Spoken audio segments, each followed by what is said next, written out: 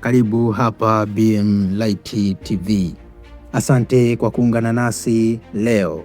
Katika kipindi hiki tutazungumzia kuhusu Tanzania, moja ya nchi zenye vivutio vya kipekee zaidi barani Afrika. Tanzania ni nchi iliyopo Afrika Mashariki, inayojulikana kwa uzuri wa asili, utamaduni wa kuvutia na amani inayodumu kwa miaka mingi. Nchi hii imekuwa kivutio kikubwa kwa watalii, wawekezaji na watu wanaotafuta kujifunza kuhusu urithi wa Afrika. Moja ya mambo yanayoifanya Tanzania kuwa maarufu duniani ni utajiri wake wa wanyamapori. Tanzania ina mbuga nyingi za taifa zenye sifa kubwa duniani, ikiwemo Serengeti, Ngorongoro, Tarangire na Nyerere National Park. Mbuga hizi ni makazi ya simba, tembo, twiga, pundamilia, vifaru na wanyama wengine wengi.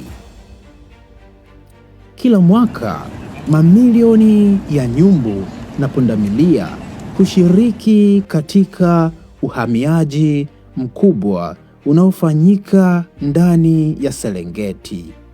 Tukio hili huvutia wageni kutoka mataifa mbalimbali na linatajwa kuwa moja ya maajabu makubwa ya asili duniani.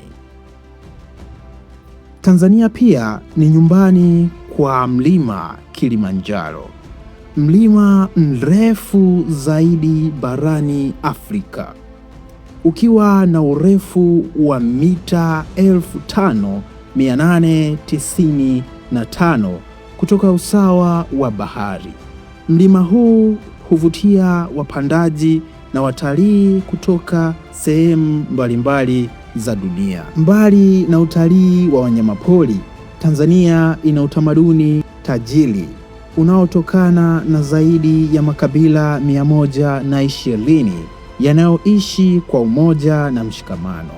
Lugha ya Kiswahili imekuwa daraja muhimu la kuwaunganisha Watanzania wote na kuimarisha utambulisho wa taifa. Visiwa vya Zanzibar navyo ni sehemu muhimu ya historia na utalii wa Tanzania. Fukwe zake nzuri, maji safi ya bahari na historia yake ya kipekee huwavutia maelfu ya wageni kila mwaka. Kwa upande wa maendeleo, Tanzania inaendelea kukua kupitia sekta mbalimbali kama kilimo, utalii, madini, uvuvi na biashara. Miradi mikubwa ya miundombinu kama reli ya kisasa, barabara, viwanja vya ndege na uzalishaji wa umeme inaendelea kuimarisha uchumi wa nchi. Vijana wa Kitanzania wanaendelea kutumia elimu, teknolojia na ubunifu kuanzisha biashara na kutengeneza ajira mpya.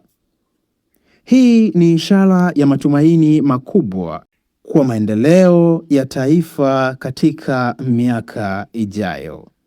Kinachowavutia zaidi wageni wanaotembelea Tanzania ni ukarimu wa watu wake. Watanzania wanajulikana kwa upendo, heshima na moyo wa kuwakaribisha wageni kutoka sehemu mbalimbali za dunia.